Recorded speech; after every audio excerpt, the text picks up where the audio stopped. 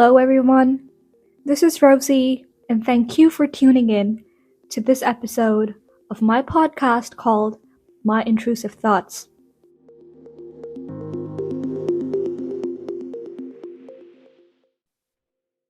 질량의 크기는 부피와 비례하지 않는다.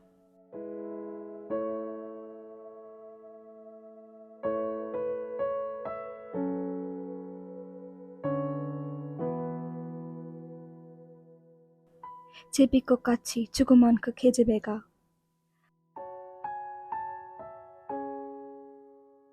꽃잎같이 하늘거리는 그 계집애가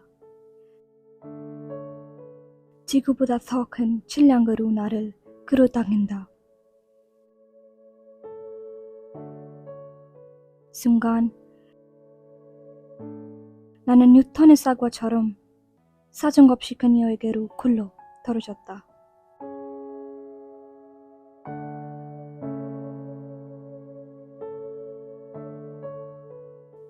콩소리를 내며 쿵쿵 소리를 내며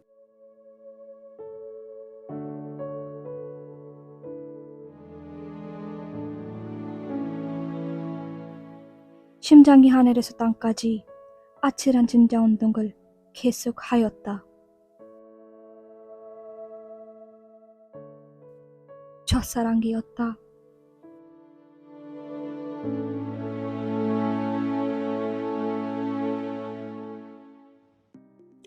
안녕하세요 여러분, this is Rosie.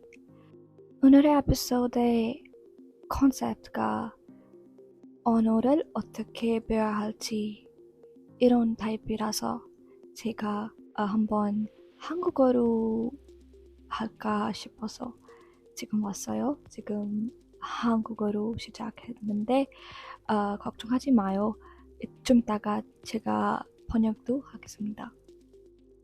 So, today's episode is supposed to be how to learn a language. So I thought that I would do an episode start with like a different language, and so I decided to start in Korean. That's what I was saying earlier. In Korean, if you were wondering, 내 발음은 너무 어색해요. 나도 알아요. 근데 할수록 좋아질 거예요. 제가 그런 느낌입니다. I know that my pronunciation is not very fluent. It's still kind of awkward, but you know, the more you speak, it's going to get better. So that's what I believe in. So today we're going to be talking all about how to learn a language. And I'm sorry if I sound gruff or worn down. It's the first day of Eid today as I'm recording. I've just finished after a full day of a lot of hectic chaos, and we had Qurbani at our place today, and we had family over, and like we had a nice lunch and everything, and I was literally up for almost 24 hours at this point when my family came over and everything, and I don't know how I got through the day. It's been so hectic. I swear to God, Eids are always hectic. They're fun, but like the more you grow, the excitement takes a backseat whilst the responsibilities and how to organize things, stuff, all that adult stuff comes into play, and that becomes more dominant. So, especially Eid al-Azha, it's more about the food, right? The qurbani, the meat. So I literally was stewing in the kitchen all day today, which is not really an ideal situation in this heat. So I mean, what I was trying to get at is that if I sound gruff, I'm sorry in advance. I've been very social today, and my social battery has just run out, and I'm kind of exhausted, but I really wanted to get this episode up today, as in tomorrow. But like it's already midnight, so soon, basically. I'm just rambling at this point.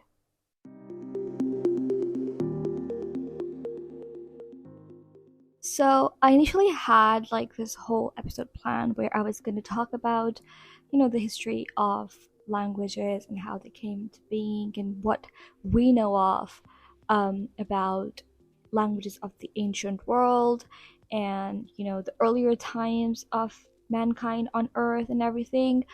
But I feel like that would be too nerdy, and I don't want to like bore my audience talking about all these scientific things. Like I somehow always end up talking about a lot of scientific nerdy things on this podcast, which I apologize. This is supposed to be like a, intrusive thoughts kind of thing where I just talk about like regular things which other people can relate to. But then a lot of times the things in my head are related to science and not just like regular science. It's like always some weird nerdy shit. So I'm sorry if that is boring to you, because like you just want to listen to me ramble about some weird thing, but then but then I just go and add some random scientific shit to it. Like, you know, I feel like I am similar to Jungi in a lot of ways like this because I love to explore the scientific aspects of things. The other day on Shochwitha, Jungi had Jin over, the Festa episode, and he calls him BTS's useless encyclopedia. I feel like if someone were to describe me, that would be me because I just know random things, like random scientific shit that nobody really cares about. But anyways, so I decided I'm not gonna do that. I'm gonna talk about a little bit some fascinating theories that I really find interesting. One of them is the way these language theories, linguistic theories, have been named. Because I don't know. I mean, it's probably very immature of me, but I read the names and I was just like kind of laughing because they sounded ridiculous to me. So basically, I was reading this article where they were talking about what we know so far of how language was invented and stuff. And they were talking about, different theories that different linguists have brought forward, which might suggest how language originated. And they have like ridiculous names that I find very funny, like the poo poo theory, or the ding dong theory, or the yo hee ho theory, or the bow wow theory, or the ta ta theory. I mean, I'm not sure if these are actual names because I did not have enough time to really kind of like research all of them and figure out if they were actually named this. But I won't be surprised if they are. But on this article that I was reading off from like WebSpace, this person, wrote them down in bold italics, and I was like, okay, if that was true, then wow. And I saw some like really common, famous names that I never really thought would have anything to do with languages, like Darwin. I mean, you could say, but I mean, for me, I can't remember ever relating Darwin to language. Like, I know that he was a weird dude who liked to experiment, you know, but I know him from genetics, biology, but linguists. Yeah, maybe. I don't know. Yeah, so there was this person also called, he's a Danish linguist, and his name is Just Person. Like I've just been for the past 5 minutes I've been trying to figure out how to say his name, and it's probably just like Just Person. But I just in my head, sometimes you pronounce a word and for some reason it just doesn't sound right to you. That's what was going on in my head. But yeah, the ding dong theory. I don't know why this name amuses me so much, but apparently some people, including the famous linguist Max Muller, I hope I'm pronouncing his name right, have pointed out that there is a rather mysterious correspondence between sounds and meanings. Small, sharp, high things tend to have words with high front vowels in many languages, while big, round, low things tend to have round back vowels. Compare itsy bitsy teeny weeny with moon, for example. This is often referred to as sound symbolism. Um, I can see where this is going, huge, big elephant, right? And then teeny tiny ant. Makes sense. I don't know. Does it? What do you think?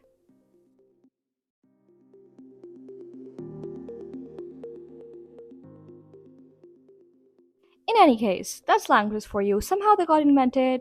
People thought, oh wow, we can communicate now. And every sort of region had their own language. Everybody came up with their like set of alphabets and, you know, uh, colloquial language, and then informal language, street language, swear words. I don't know who invented swear words. I really want to dive into that actually. I might be researching that later on. How did swear words come to be?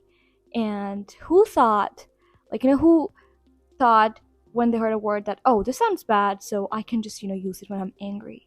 And we can just make it into a taboo word that you should not be saying in decent conversations, right? So I really need to research that. But before that, let's just get back to where we were supposed to go. This is just I'm kind of getting off track over here. So languages, that's what we're talking about, and how to learn languages basically. So first of all, with any language, um, I think the biggest thing that matters is your interest. How interested you are about learning this language, and not just the language, but its background, its culture, the ins and outs of where this language is used, mostly like in what cultures, in what countries this language is used. And there's a lot to a language than just alphabets, grammar, and vocabulary, because not only does a language basically help you express your emotions and everything, but it also conveys history. It conveys feelings, thoughts, but also your manners, your etiquettes, your culture, your traditions. And language is very rich in terms of every aspect of life. It can open up doors for you that you did not know existed. And I have a little story for you guys today related to language.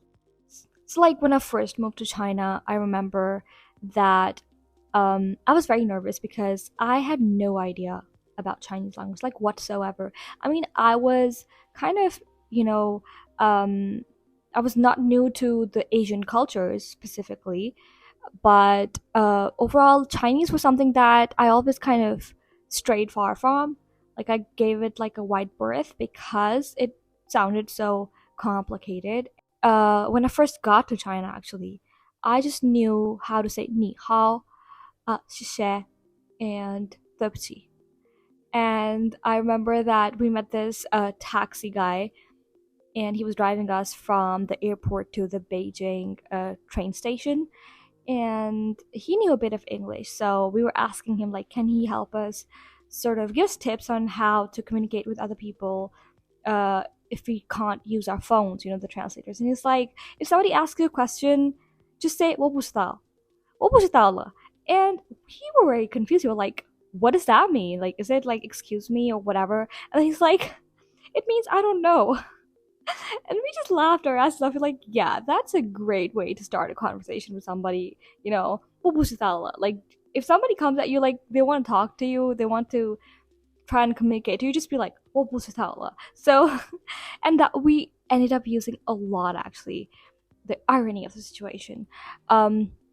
So when we started living there, obviously we had to learn the language to be able to get by and to just be able to communicate and live a easier life.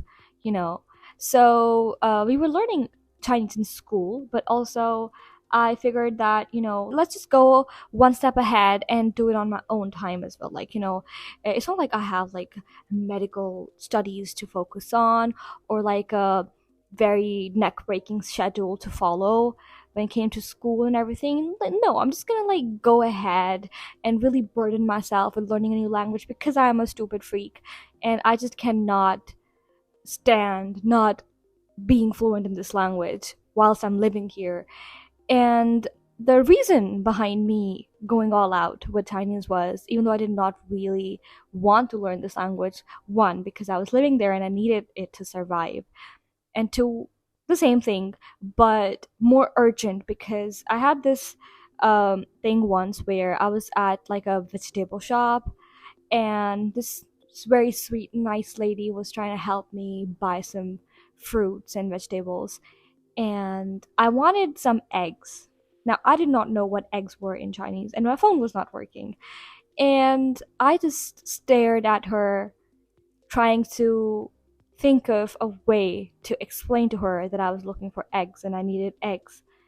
And in that moment, like those 5 to 20 seconds where we both just stared at each other, both frustrated, both not knowing what to do with ourselves because she did not know how to speak my language and I did not know how to speak her language. And I felt really bad for her and for me too. I was like, wow. In that moment, I realized how important languages are and how important it is to be able to express yourself, in any situation. Because I had to literally mime to be able to explain to her that I was looking for an egg. I had to pretend to be a chicken. I was like, with my hand on the side, flicking them up and down and being the cuckoo sound. God, that was embarrassing. But she understood. We both laughed at it afterwards. And after a few, months passed by, and I realized that eggs were actually called jitan in Chinese. I went back once and I asked for jitan, and she just laughed at me because she also remembered that one exchange, and it was funny, but it also became a pivotal memory in the sense that that was when I realized that, whoa, I need to learn Chinese. And after that, I was like going at it, oh my god, so passionately for like almost a month, and then I actually gave up. But I had my bursts in between. So I'm gonna tell you things that you should do and things that I did that you should not do while learning a language today.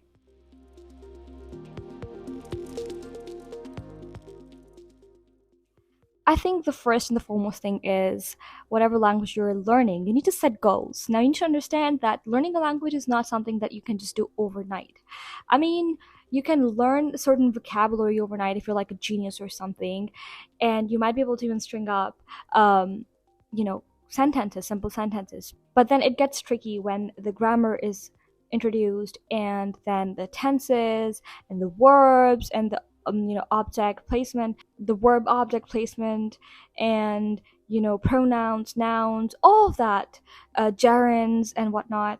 So that can be very messy, obviously, but fear not, because the first thing you gotta do is set goals.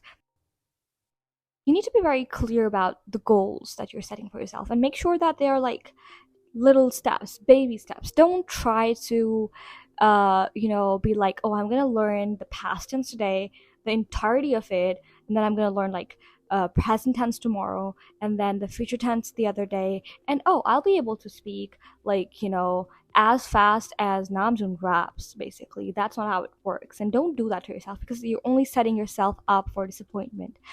Keep your goals achievable and take mini steps. Learn slowly. You need to adapt to your own pace. Everybody has a different pace.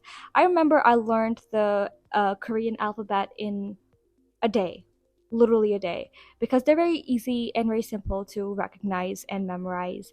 Plus, I had like a few years of exposure to the language beforehand. So it was easier for me that way. With Chinese, it took me forever. I'm not even gonna try and, count how many months or days it took me to be able to tell the difference between Zai and Cha, or some other characters, because they're not just alphabets, they're characters, and that's a whole different concept right there. Like there are more than 1,000 characters, and there's pinyin, and that's like the romanized English version of the Chinese phonetics, syllables. I am probably very shit at explaining how Chinese language works, but it's very difficult. But it's actually interesting at the same time. I found it very difficult in the beginning, but once I got into the flow of learning Chinese, I found it really, interesting, and I might just go back and actually write my HSK later on because, you know, I really liked the language at one point when I got the hang of things and I was no longer miming my way around to make people understand what I was trying to say. So there's that. But, anyways, the point being that short goals, achievable goals, not short goals. I mean, depending on your own pace. Like, if you want to challenge yourself, go ahead, do that. But I feel like in the beginning of learning a language, you should keep it slow, keep it gentle, so that your mind can retain the information. I mean, that's how it worked for me, at least. So there's that. Number one, goals.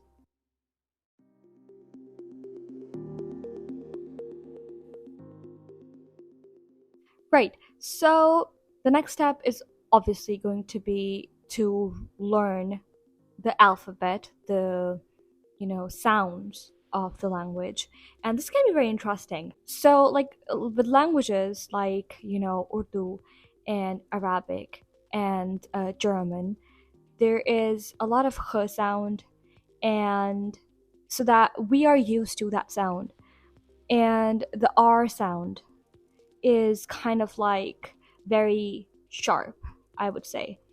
But with Korean, with Chinese, there's a little rolling sound, because in especially in Korean, you have the R sound, but it can also be pronounced as the L sound, the same alphabet. So it can be a little tricky if you don't, if you're not very fluent with the language, and it can get a little, you can get a little tongue tied.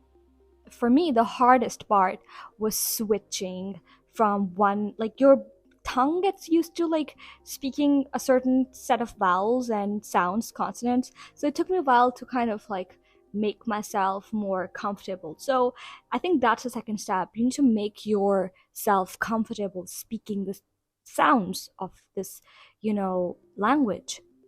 I'm sorry, I'm losing my voice. So the second step is going to be to get yourself familiar with the sounds and try to, repeat the consonants and the vowels that are constantly used. Like in Korean, you had il, I, ye, ya. So these sounds, and then the consonants were like m, r, l, g, k. So that was very helpful. And then you obviously have to learn the vocabulary, which is going to be the third step. Now, I started off with making lists. That's what worked for me. So you gather like the basic vocabulary, like hi, hello, the greetings, and then what, where, how, when, the question words, and then like simple verbs like going, coming, seeing, watching, drinking, eating, um, these, and then progress slowly from there. So when you know these, and then simple object names, nouns like a book, a chair, a refrigerator, a television, a mobile phone, a girl, a boy. So when you have like all these regular common words memorized, then you're ready actually to start making simple sentences. And I think it just doesn't get easier than that. And that's the most exciting part, when you can start, stringing up sentences, like even if they're short and they're like basic, that feeling of accomplishment that you get from that is really exciting. Like right now, I'm thinking back to the time when I started making short sentences in Korean. I was like, 그녀는 이사예요, or 나는 지금 중국에 있어요. 제가 방탄을 좋아해요. Like small sentences. Like when I started making those, I was so excited and I really enjoyed that. So I think once you get to this level where you have your vocabulary, you're familiar with the sounds, now you can go to the more difficult tasks of learning, and getting really into the grammar and all the itsy bitsy details of the language. So, in today's time, we have so many accessible materials online and offline. We have books, we have movies, we have, dramas, we have songs, everything that is like accessible to us right on our phones, on our laptops, on our iPads. And so I think it has never been easier to learn a language. And that's really interesting because not only are you learning the scholastic side of the language, but it's also easier now to learn the everyday language, Because learning a language from a book is one thing, but when you talk to people like natives and you practice with them, it's a different experience altogether. I think I learned better that way. I was learning Korean for almost 6 years by myself, and I wasn't really speaking it. So I can read Korean and I can listen to songs, I can watch movies without subtitles and everything. But even now, when I talk, I'm very conscious of my accent, of like, speaking slow, fast, all that, because I didn't really have that much exposure to natives who were fluent in the language. And that makes such a huge difference because when I went to China and I was like surrounded by people who could actually talk in Korean, I learned so much faster. Like, I remember the graph of my learning speed just really went so far up, and so it just increased so fast because I was able to talk to people, exchange ideas in that language. And even when I was making mistakes, they were able to help me and correct me, at the same time in real time, which was better for learning. But if that's not available for you, there's always apps. Like, there was this app called Memrise. I don't know if it still exists or not. Then there was Duolingo. Obviously, who does not know about that damn owl? Like, this owl harasses me every week with like multiple emails, which I always forget to disable. And it's like, oh, you have not studied Korean in a while, you've not studied Spanish in a while, come back, give me 5 minutes. It's like, it's so desperate. It just wants me to like learn a language. Like, god damn it, Rosie, learn the stupid language. And I'm just like, oh my god, I'm busy. I'm literally having a mental breakdown. Like, leave me alone, this out. Anyways, Duolingo is a good app. And then for each like language, you might find some like local apps of the regions where these languages are spoken. They probably have like, chat groups and stuff like that. They might have like, instant messages app, like chatting apps and stuff. Or you could find people on Twitter. I found a lot of Koreans on Twitter that I talked to when I was learning Korean and Chinese even. I had a Chinese friend who I had been following on Twitter for almost like 9 years, but I never knew they were Chinese, right? And we were just like, we would talk all the time and everything. And then when I was in China, like, I tweeted once about something, when I was in China, and she replied back and she's like, oh, I never knew you were in China. I was like, are you in China? She's like, yeah, I live here. And I was like, wow. And then she invited me and I actually went to meet her. Like, I met an online friend for the first time and it was like so surreal because I had to like literally travel from my city to Beijing. She lived in Beijing and I met her. We basically hung out for a while.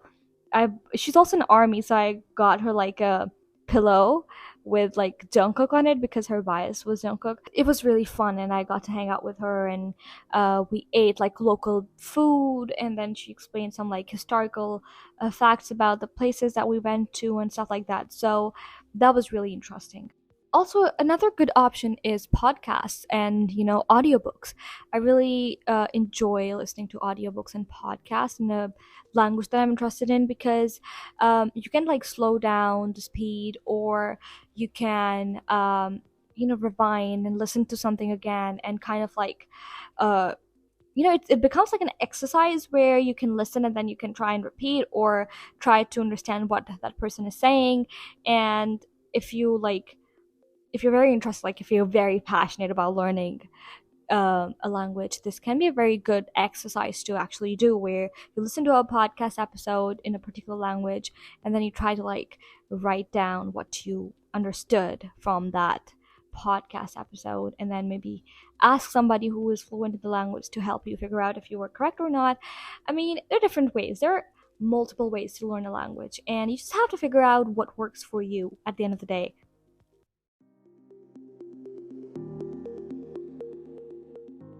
Okay. One tip I would also like to give here is that we all get conscious about our pronunciation, the way we say certain words, because, like, I grew up learning British English since I was in a British English school. But then my friends were, like, American. So I always got kind of confused with what spellings I need to go with. Like, favorite with an Favorite, or a favorite with Favourite. So that kind of thing. So am I gonna call it a tomato or am I gonna call it a tomato? Kind of thing, right? You might have noticed me pronounce certain words in the British accent and then the others in the American accent. Like I still to this day cannot say like person. I have to say person and do and happy birthday. I can never be like birthday. Like it's hard. So I'm like a mixture of these, but I own it. I love it. The way I speak, it's unique to me. And as long as I can express myself and make the other person understand what I'm saying, that should be enough. Do not be afraid to speak. Do not be conscious. It's all, a process. It's all part of the process, learning. If you're making mistakes, it's okay because then you can learn from them. And sometimes if you're like confused about how to pronounce a word, you can always Google it and you can find translations and pronunciations for everything basically. So be confident in yourself first of all, and it's all going to be well. And you're going to learn a new language, you're going to be able to connect to more people, maybe be exposed to like a whole different culture, maybe way of life, expressions. It's like, languages open doors for you and may bring you art and, parts of the world that you did not know existed. Like these days I've been into like those three verse poems in Japanese, and I'm not really fluent in Japanese at all. Like I don't think I know anything except for sayonara and arigato gozaimasu. uh so I've been like, I don't know if I'm pronouncing it right, I'm sorry if I'm not, but haiku poems, and I really love them. So I've been really interested in those, and I've been like, you know um reading those a lot, like researching more about them and their history and whatever. Again, I go there with the history and everything, but that was really interesting for me. So I may not be able to pronounce them correctly, but I try. And because just looking into this language and realizing that there's this form of art that exists and it's beautiful, there's a world out there that I don't know, and just learning one language can give me access to their art, their culture, be able to talk to people who may have different ideas and maybe living different lives, and just being able to connect with them. It's such an exciting thing, right? Like I remember when I started listening to Korean songs and K-dramas, watching K-dramas, I was like really blown away by their content. And even though in the beginning I did not know the language, the subtitles worked for me, but sometimes I would not find the subtitles, and that was really frustrating. Like I think I'm talking about like 2010 and 2015 kind of time, so where they were not really all that much kind of hyped up on the international level. But with BTS songs, even like their lyricism, oh my god, like I think I've learned the major goal for me was to be able to understand Namjoon's verses and Yoongi's craft and Hobi's craft. Like I just wanted to be able to listen to a BTS song and understand what the hell they were saying, because the translations, now that I know the language to a certain extent and I can translate, like I do live translations for BTS on Twitter, and now that like I see them interact and I can understand what they're actually saying, I realize that there's so much we lose during translations, the nuances, some expressions that are endearing but you can't really have literal translations of them in other languages. So I realized that I was missing out on so much because I did not know this language. I'm not saying that you just have to do it so you can be a better army or whatever, but I'm saying that as a language nerd, I really enjoyed being able to understand those nuances, to be able to kind of, watch them interact and really understand what was going on. Because, like Jin has a tendency of cracking dad jokes all the time. And in English, you might not find like it as funny as you would in Korean, anyways. And especially Run BTS episodes are just always so much more fun now that I understand what the hell is going on. And yeah, so that is one thing. And even Chinese, I think when I was living there and I was learning Chinese from books, it was so boring. Oh my god, I still remember like sitting down late at night trying to memorize strokes and the characters and what they meant, the intonations and everything. Chinese is a fun language. Like, if I were to go back and do it all over again, I would. But what I would change in the process would be how I went about learning this language. Because I figured that for me, sitting in a classroom and a teacher dictating me intonations does not work. It literally turns me off, I would like to say. So, my way of learning is through dramas, through books, through music, and music being the biggest inspiration for me and the motivation for me to learn any language at this point. Like, I've been listening to a lot of Japanese songs. I am on the verge of, starting that journey, but I know that, my brain needs to kind of stick. Like, I don't want to be jack of all trades and master of none kind of person. I want to be able to be very fluent in Korean before I step my game up and try a different language. But, everybody has a different pace. If you can juggle three languages, four languages at a time, you go ahead. And I'm so proud of you for that.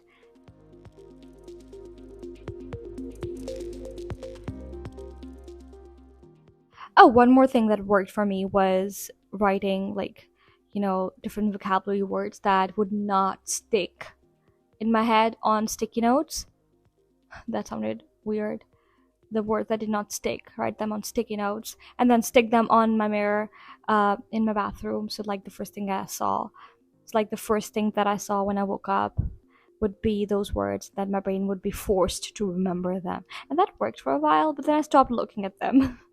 Like, they would be right there on the mirror and I would not pay attention to them. So if it works for you, go ahead, do that. It did work for me for a while, but then it did not. But I just wanted to, like, say it out so that maybe it could help somebody else. What else? I feel like what I did, also, this is gonna be very boring for a few people, but if you're really, really, really passionate about learning a language, this would be one thing that you could also do. So I used to watch like K dramas all the time. I still do. It's like, you guys know that I'm a huge K drama fan. So what I did was, um, back in the days, I would watch a show, like a drama without subtitles, like one episode or maybe like the whole thing, and then I would rewatch them with subtitles, and then I would like compare how much I understood from the episode that I was watching, like, with the subtitles and without the subtitles. And sometimes, like, watching them with subtitles and then switching to without subtitles actually also worked, because then you already know what the English was to, you know that the scene, the particular, like, you already know what the English is. Sometimes you can like grasp what the situation is, and then it's easier to kind of like go both ways. So I've been doing that on Duolingo even right now, where I am studying English to Korean, but also Korean to English. So I really enjoy doing that.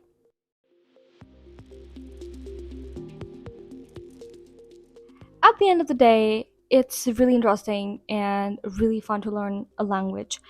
But I feel like everybody has a different pace and everybody has different motivations to learn a language and different needs, basically. So somebody needs to learn it for their occupation, somebody wants to learn it for fun, somebody wants to learn it because it's part of their, it's compulsory in school or whatever.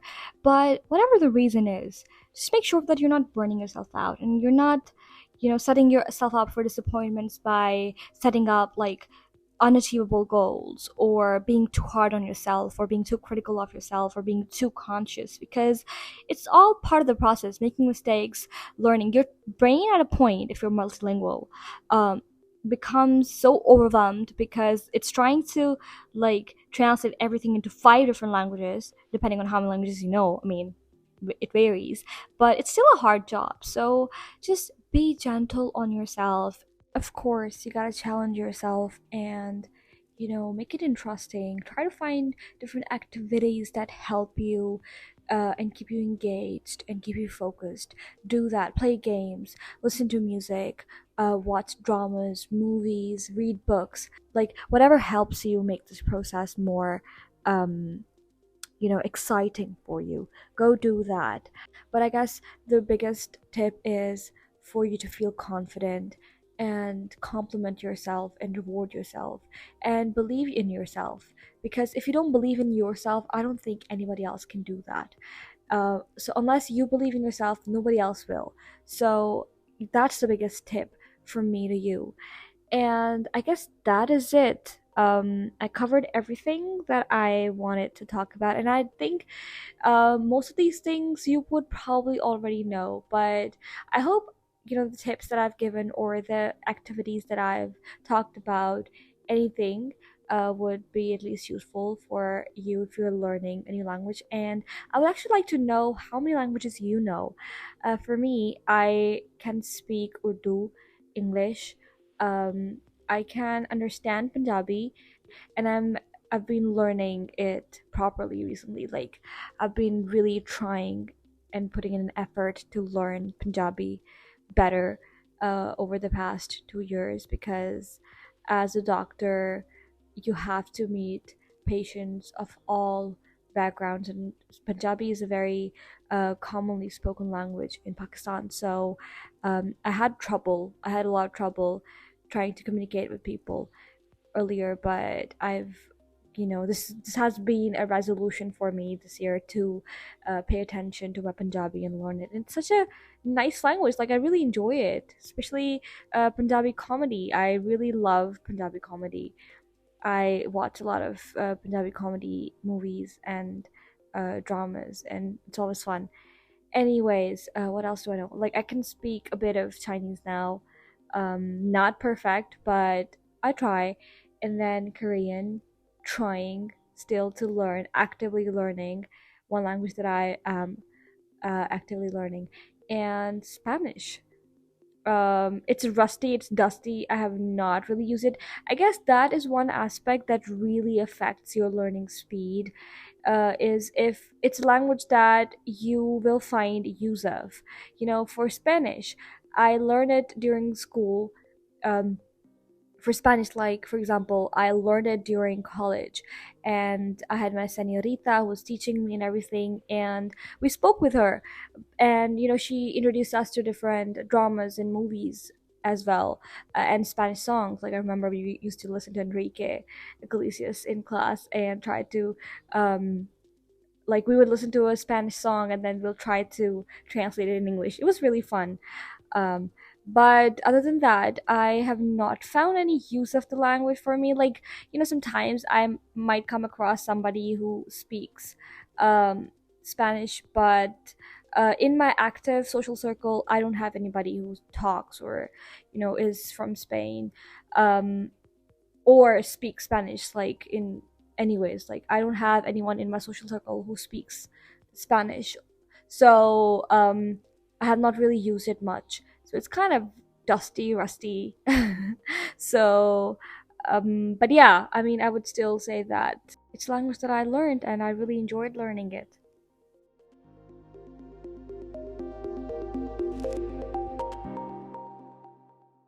All right, so I guess I'm gonna end this episode here. And should I close the episode in Korean as well? I'm gonna have to also translate it, but let's do it. 그럼 이제 여기서 우리들이 멈출까요? 이 에피소드가 어떤 식으로든 도움이 됐기를 바래요. 다음 주에 또 다른 에피소드로 돌아올게요. 기다려주세요.